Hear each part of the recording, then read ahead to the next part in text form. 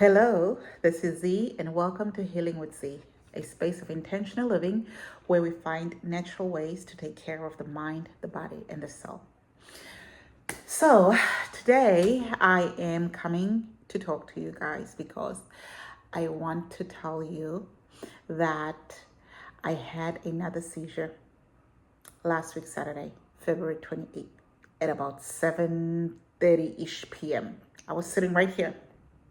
I had just gotten off the phone with a friend 2 minutes prior, and then I ended up finding myself on the floor, waking up to medics in my living room. Don't know what happened, and was like laying in a pool of blood.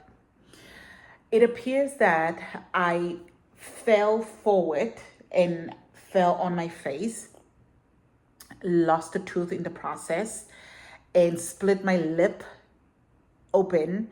I have stitches. I don't know if you can see. There's like a stitches. I got a few stitches here on this lip. It healed really well, really fast. It took 7 days for everything to you cannot even tell that something happened. But my mouth was swollen like this, was this swollen. And the tooth, they were able to put it back in. It's this one here, this tooth. They were able to put it back in. And initially, when I came to, my son was like, "Mommy, you lost a tooth." And I was like, "I did?" Because I had no idea. So I took my phone and I took a selfie and I looked at it and I was like, "Oh my God, I don't have a tooth." And my smile is my everything. And so now what's going to happen? Like, what? And so the medics were like, "We will run you to the ER. Hopefully they can put it back in. Hopefully it'll, your body will accept it and everything will be back to normal." So we get to the ER, and the doctor took the tooth and pushed it right back in while my gums were swollen. It was the most painful experience I can ever imagine. I cried. It was that painful. The nurse said, "Hold my hand," and squeeze my hand, and I hold it and I squeeze it, and the doctor pushed the tooth in. No anesthesia, nothing. I could feel everything. Even when they were sewing my lip, I could feel it. They did put some numbing stuff when they were going to sew it, but I feel like they sewed my lip like too quickly after they injected me with the numbing stuff that they were injecting me with, because I could feel everything when they were doing it. It was so painful. But I am still unmedicated. I'm still not taking anti-seizure medication because I want to understand the why. I don't want to manage symptoms. There is a reason why this is happening. I wasn't born with seizures. It started at age 40 out of nowhere. So there has to be a cause for why this is happening. And I am determined to find the root cause. My soul, my whole being is not okay with the idea of just popping a pill and hoping for the best.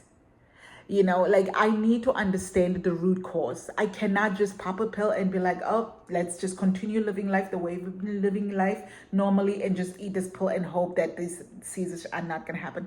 I get it. I get they are dangerous. I experienced the danger of how dangerous they can be. I could have been in the tub. It could have been so much worse. So I get it. I'm not being like naive or whatever. But I need to understand the why. Why is this happening? And also, I don't know if I am okay with taking the pills and not being myself, because those pills do not make me feel like myself. I am depressed when I am on it. I don't sleep when I'm on it. And apparently sleep is necessary if you are prone to having seizures. So if that cannot happen, and then I found myself having to take antidepressants and insomnia pills, like, no, I need to understand why this is happening. So what I did was I started tracking everything. Ever since these seizures started on January 27th, 2025, I have tracked them. They happened once a month for the most part. Sometimes they happen twice a month, and always either before my period, a few days before my period, or while I'm ovulating. That has been the trend. So I have tracked every seizure that has happened. I've tracked them when they happen twice a month, which is in November, they happen twice. In January, they happen twice. In February, they've happened twice. Any other month, it's been once a month. And I've also been tracking my menstrual cycle ever since this started. So I have like my cycle as of January all the way until like from January 2025 all the way until February 2026. I can tell you exactly the days that I had my period, how long I was bleeding for, like when I was ovulating. It's all like put together because I was like, I am going to figure this out for myself, because what I've realized is that if I don't do it, nobody's going to do it. My doctor is just ready to prescribe the medication. And I am not about to be one of those people that pop a pill for the rest of my life to manage something that came out of nowhere. And so I've put this all together, and I put it in ChatGPT, and I asked ChatGPT. I put in my menstrual calendar from January 2025 until February 2026 for those 14 months. I put in the calendar, and then I put in all the dates that I seized in ChatGPT. And guess what? There is a pattern. There is a pattern, and based on what ChatGPT said, it is hormone related. It cannot be anything else. I knew it could not be anything else. As I said, I went to do my MRI. I went and did the EEG. I went and did the CT scan. Everything came back clear. There is nothing like wrong with my brain. Like physically, there's like no tumors, no scars, no nothing. I did all the blood work. Everything came back. I even stopped being a vegan, which I was for 20 years, and started adopting a keto lifestyle. I am the healthiest that I have ever been in my entire life at this moment. Since I started having seizures, first of all, I never consumed, well, not never. In my past, like when I was younger, I used to drink when I go out with friends, go out, I used to drink. Now I don't even do that. I haven't had alcohol, I don't know since when. I cannot even remember. So I don't drink. I don't even take a red wine, nothing. I don't smoke. I am in bed by 10 p.m. every night. I'm in bed by 9:30, 10 p.m. lights out. Phone down, everything done. Even if I'm tossing and turning, I will close my eyes the whole time until my alarm wakes me up at 5 a.m. in the morning the next day. I would then get up and I would get ready to go and do CrossFit. I will come back from CrossFit. I CrossFit for an hour, 4 to 5 times a week. I would come back from CrossFit, get my kids up and ready for school, drop them off, and I would go for my morning walk, which is about 5.5 miles. Like I do that. I walk 5.5 miles, probably like 6 times a week. So I am very, very healthy. I don't eat out. I don't eat junk. I don't drink anything but water. I don't even drink coffee.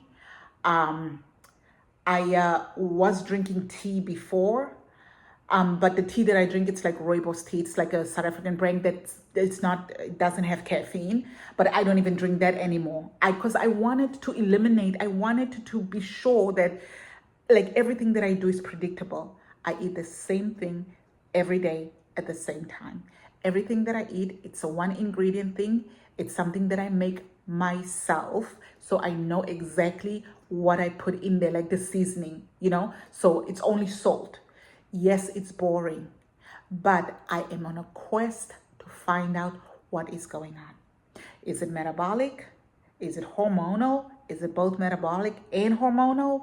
That is what I am about to find out. And trust and believe when I tell you that I am going to figure this out for myself, because my doctor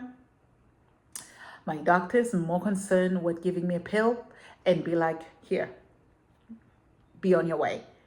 So I have to do this for myself or for my kids, because seeing my son's face when he realizes that something is off, even when something is not off. And for the first few days after I got back from the emergency room, that boy would wake up every time I toss and turn and ask me, Mommy, are you okay? He's 7 years old and he sleeps in the bed with me. So he is so anxious that I cannot do this. I cannot put my kids through something like that again. So I need to understand the root cause of why this is happening.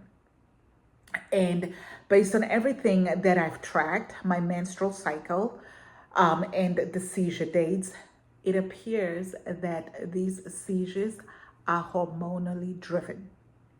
It is caused by the drop in progesterone right before my period, or the rise in estrogen during my ovulation cycle.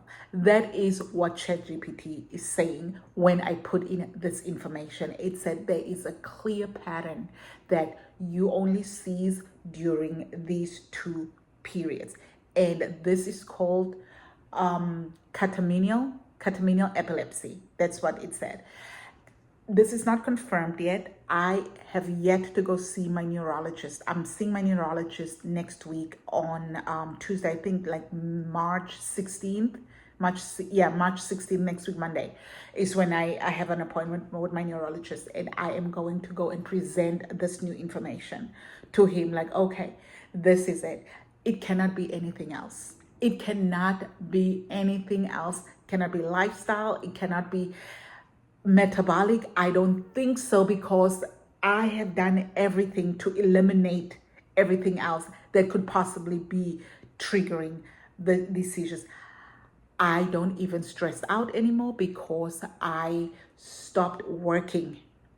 I've been on medical leave now for 8 months. So no work stress.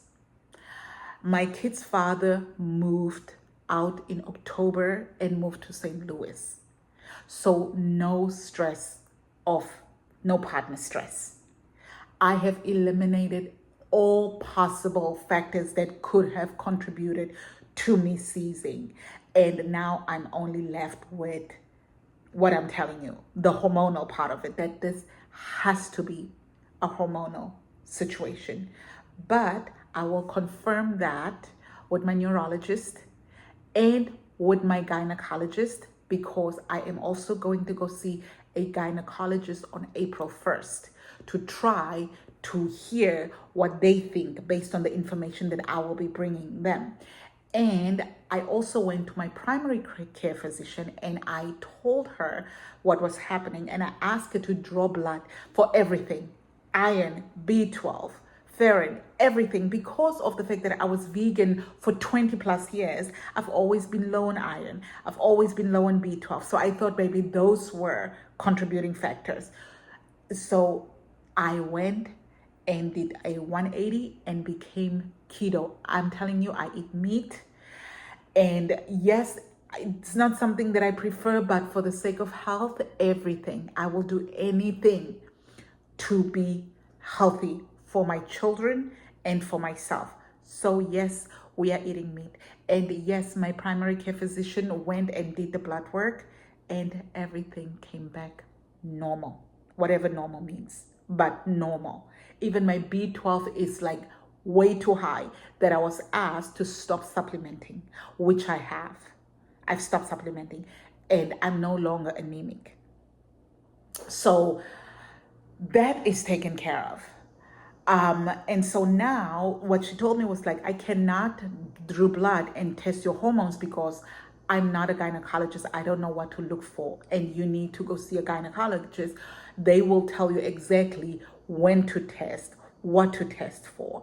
So that's what I'm going to be doing on April 1st when I'm going to go see my gynecologist.